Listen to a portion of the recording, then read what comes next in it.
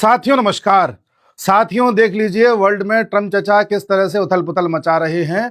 और इस समय तो मोदी जी ने उल्टा टैरिफ लगा दिया है यूएस पर। जी हाँ, मोदी जी की एक नीति है कि वो हमेशा ठंडा करके खाते हैं। लोग जब कह रहे होंगे ना कि अटैक कर दो बांग्लादेश पर, अटैक कर दो पाकिस्तान पर, ट्रम्प को जवाब दो, ट्रम्प को जवाब दो, मोदी जी शांत बैठे होंगे, बिल्कुल टाइम का इंतजार करेंगे। उनको पता है उनके पास कौन कौन से हथियार हैं, किस किस तरह के उनके पास अलग अलग रास्ते हैं। सही टाइम पर सही हथियार आगे निकाल करके उसको खेला जाता है और फंसते चले जा रहे हैं ट्रम्प। आप कहेंगे कि भारत ने टैरिफ लगा दिया, 30% टैरिफ लगा दिया तो कौन सा बड़ा काम कर दिया, ट्रम्प ने 50% लगा रखा है, भारत ने ऐसा क्या कर दिया। तो ये भी देख लीजिए आप, एक्चुअल में भारत ने 30% टैरिफ लगाया है जो बाहर से पल्सेस भारत में आती हैं उस पर। अब जाहिर सी बात है इसमें से एक बड़ा पोर्शन यूएस से आता है, चाइना से भी आता है, यूएस से भी आता है। अब यूएस पर जब आप 30% टैरिफ लगा रहे हैं पल्सेस पर, दालों पर, तो इससे यूएस को क्या फर्क पड़ेगा? फर्क यह पड़ेगा कि 2024 में जो यूएस की पल्सेस भारत आई थी वो लगभग 80 मिलियन डॉलर की थी, जो कि पिछले साल यानी 2023 की तुलना में लगभग 40% के इजाफे को दर्शा रही थी। ठीक है, भारत पूरी दुनिया में सबसे ज्यादा दालों का उत्पादन करता है।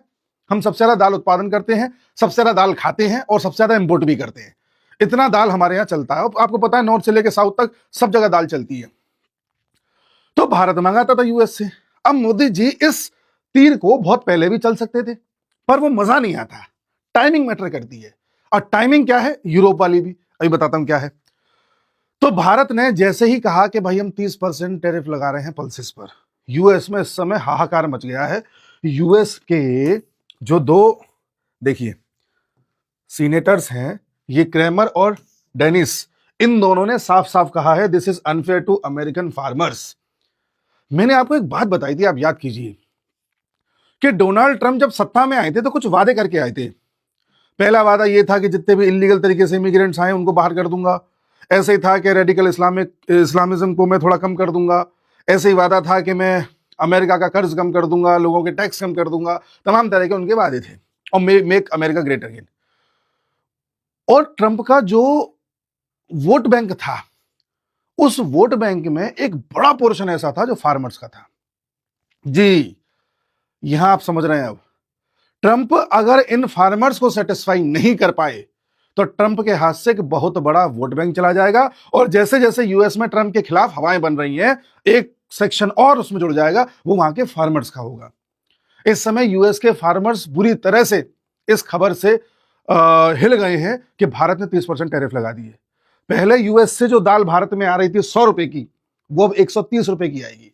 तो हम जाहिर सी बात है यूएस की दाल कम लेंगे, बाकी जगह की लेंगे, और वहां की दालें अब उतनी बिकेंगी नहीं क्योंकि हम अच्छा खासा ले रहे थे। तो अब प्रेशर पड़ेगा ट्रंप पर।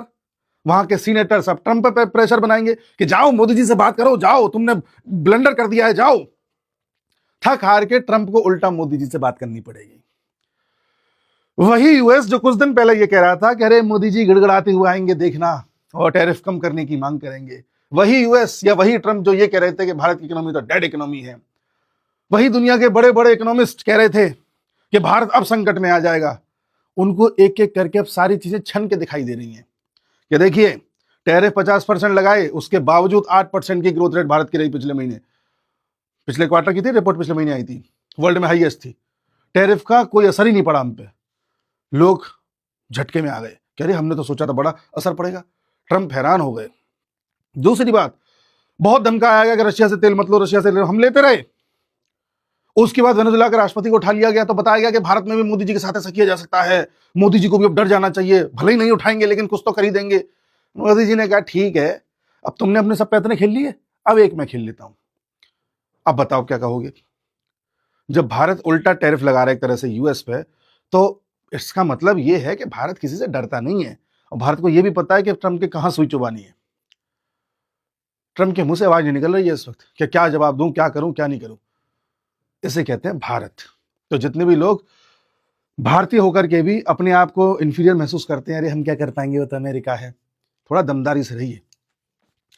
एक खबर और आपको दिखाता हूं, ग्रीनलैंड, जिस पर ट्रंप लगातार दावा पेश करते जा रहे हैं, अपने ट्विटर पर जो उनका हैंडल जो बनाए हुए हैं प्लेटफॉर्म, उस पर ट्रुथ सोशल जो भी नाम है उसका, उस पर ट्वीट करके बताया है कि अब एक बड़ा एक्शन लेना होगा ग्रीनलैंड पर। ग्रीनलैंड की जो आबादी है लगभग 56,000 लोग वहां पे रहते हैं, उनमें से करीब 16-17 हजार लोग सड़कों पे आए हुए हैं और सब वहां पर यूएस की जो एम्बेसी है उसके बाहर खड़े होकर के प्रोटेस्ट कर रहे हैं, नारे लगा रहे हैं कि हमें यूएस को यहां से भगाना है। ठीक है, मेक अमेरिका गो अगेन, वो भी मागा के नारे लगा रहे हैं, वहां ग्रेट की जगह गो है। वहां पर कोई नहीं चाहता कि अमेरिका उस पर कब्जा करे। वो लोग कह रहे हैं कि अमेरिका सोचा हमें खरीद लेगा, नहीं खरीद सकता। अमेरिका सोचेगा फौज भेज के कब्जा कर लेगा, हम नहीं करने देंगे। बड़े स्तर पर प्रोटेस्ट हो रहा है, छोटे बड़े बुजुर्ग सब तरह के लोग वहां पर प्रोटेस्ट में शामिल हैं और सब कह रहे हैं कि ग्रीनलैंड बिकाऊ नहीं है। ग्रीनलैंड में यूरोप के अलग अलग देशों की फौजें भी उतर चुकी हैं, मैंने पिछले वीडियो में शायद बताया था। सबसे ज्यादा मात्रा में फ्रांस की फौज उतरी हुई है। फ्रांस बिल्कुल तैयार है लोहा लेने के लिए यूएस से, और यूएस ने भी कह दिया है कि जो जो यूरोप के देश वहां पर जाकर के अड़ंगा अड़ाएंगे उन सब पर टैरिफ लगा रहा हूं 10% का। यानी जो भी अमेरिका के ग्रीनलैंड प्लान के खिलाफ है यूरोप का देश, उस पर 10% टैरिफ लगा दिया है ट्रंप ने। अगली खबर यही है, ये रही। इसमें कुछ देश हैं जिनके मैं नाम आपको बताता हूं। इसमें डेनमार्क है, यूके है, फ्रांस है और अन्य यूरोपियन कंट्रीज हैं। लगभग टोटल भी 8 देश ऐसे हैं जिन पर लगा है 10% टैरिफ, 1 फरवरी से लागू हो जाएगा। और ट्रंप ने कहा है कि सभी यूरोपीय देश मिलकर के कैसे भी प्लान बना के जून तक ग्रीनलैंड हमारे हवाले करवा दे, वरना 25% टैरिफ लगा दूंगा।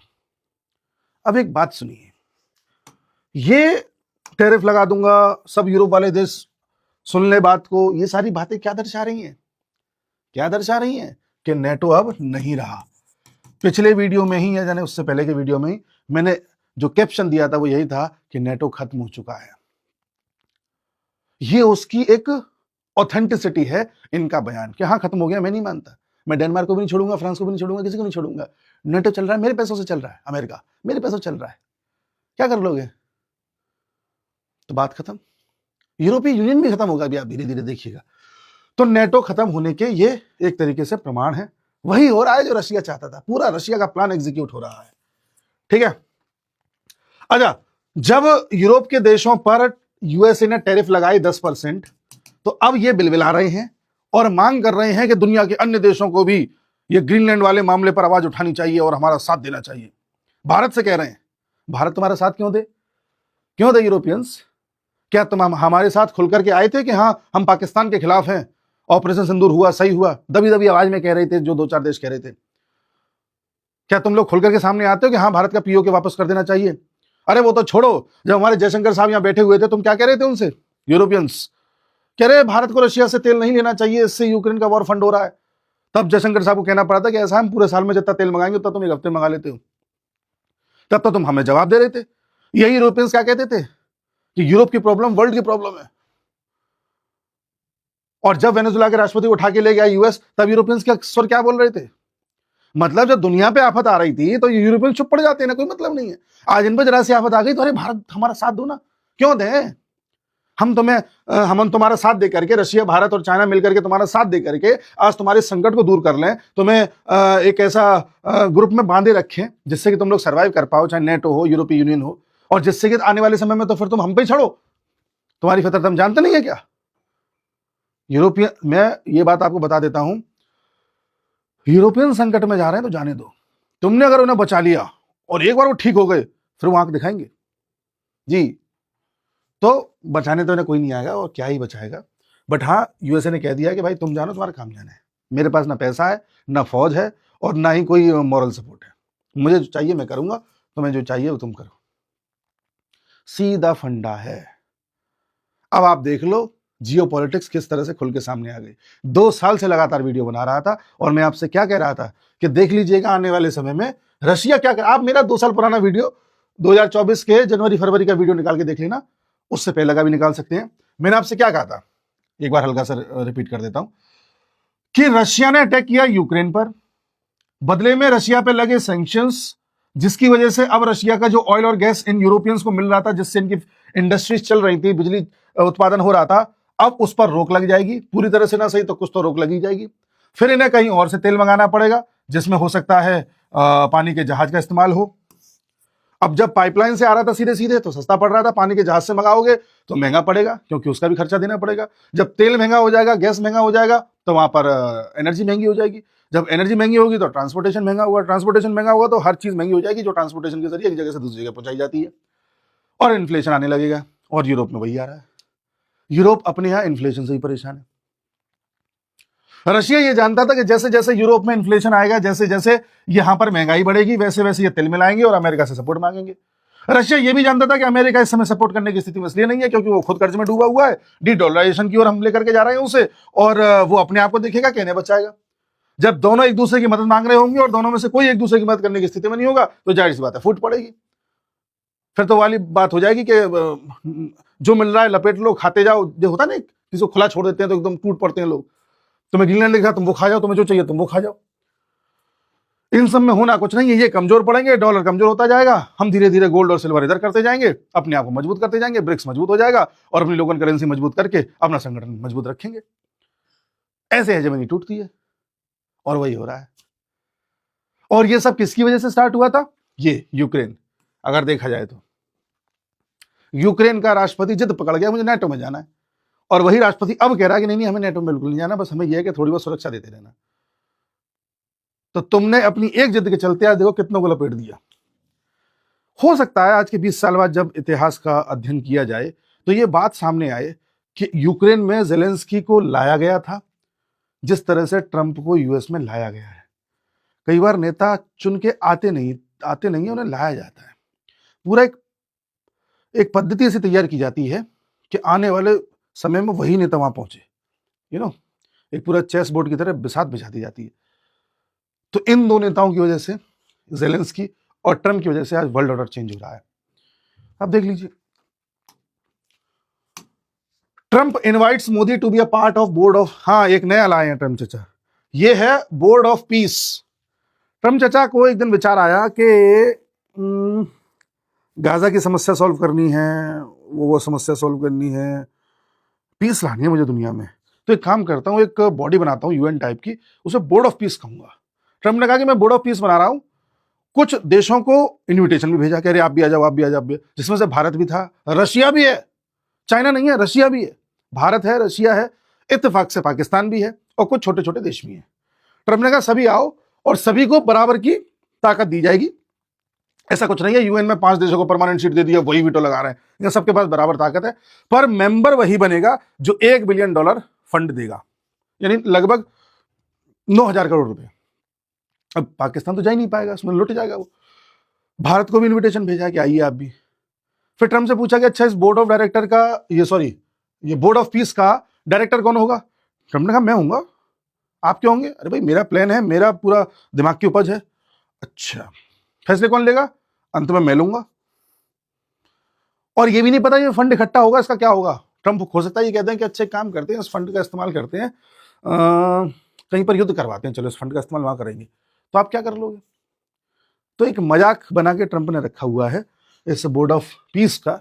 ऐसा कुछ नहीं है, मुझे नहीं लगता भारत इसमें जाएगा, क्योंकि भारत आज इसमें चला गया तो कल को ट्रंप क्या कर देंगे, क्या कह देंगे, कहां भारत पाकिस्तान को एक साथ तुलना कर दें, कुछ नहीं पता। तो ट्रंप के किसी आइडिया को तो भारत मानेगा ही नहीं, बड़ा वोलेटाइल व्यक्ति है ये, कब क्या कह दे क्या कर दे कुछ पता नहीं। तो अभी दुनिया इस दिशा में जा रही है, समझ रहे हैं आप? जैसे चेस खेल रहे होते हैं, गोटी यहां रखी है वहां रखी है, बड़ा एकदम मैच चल रहा है बीच में, अब कोई आए एकदम से हाथ मार दे पूरी गोटियों पे, अब सब बिखर जाता है, फिर एक तरफ से गोटी लगाई जाती है, ठीक है इसको यहां कर दें। तो अभी क्या हुआ है, जियोपॉलिटिक्स में से हाथ मार दिया गया है, और हाथ मार के अब सब पर खुली छूट है, तुमको जो करना है करो। अमेरिका इस समय अपनी हेजेमनी बचाने में लगा हुआ है, जो बचा नहीं पाएगा वो भी जानता है इस बात को, इसलिए ये सारे आपको डिसीजन दिख रहे हैं। ग्रीनलैंड भी चाहिए, अगर नहीं लिया तो मर जाएंगे, वेनेजुएला नहीं लिया तो मर जाएंगे, ये तो अमेरिका के लिए डू और डाई वाली सिचुएशन हो गई है, इसलिए तड़फड़ाहट है। अच्छा, कुछ लोग पूछेंगे कि अगर मान लीजिए ट्रंप की जगह, रिपब्लिकन की जगह डेमोक्रेट्स का कोई राष्ट्रपति बनता, तब भी क्या यूएस इस तरह से डूब रहा होता? बिल्कुल डूब रहा होता। हाँ, उस समय वो राष्ट्रपति ऐसी बकलोली नहीं करता ट्रंप की तरह कि आज रात कुछ कह दिया, सुबह कुछ कह दिया, इसको अड़का दिया, ये सब नहीं करता वो, but in the end of the day जाती गाड़ी उसी तरफ, क्योंकि वो सिस्टम है। यूएस में जो ये हो रहा है एक सिस्टम की वजह से हो रहा है। देख लीजिए, जो यूक्रेन रशिया वॉर स्टार्ट हुआ है वो तो बाइडेन के काल में हुआ है ना, ट्रंप ने थोड़ी कराया है। तो कहानी तो वहीं से स्टार्ट हो गई है। हाँ, बाइडेन का काल हमें लगता था कि बड़ा डिसेंट सा काल जा रहा है, वो पर्दे के पीछे रह के काम करता था। ट्रंप थोड़ा इम्पल्सिव आदमी, जो जहन में आता है बक देता है, तो हमें लगता है ये सब ट्रंप कर रहा है। ट्रंप न भी होता तब भी ये सब हो रहा होता। तो ये सारी बातें हैं। उम्मीद है कुछ कुछ समझ में आया होगा। बाकी कोई भी अपडेट आती है तो मैं लेकर के आऊंगा। मिलता हूँ अगले वीडियो में, तब तक के लिए नमस्कार।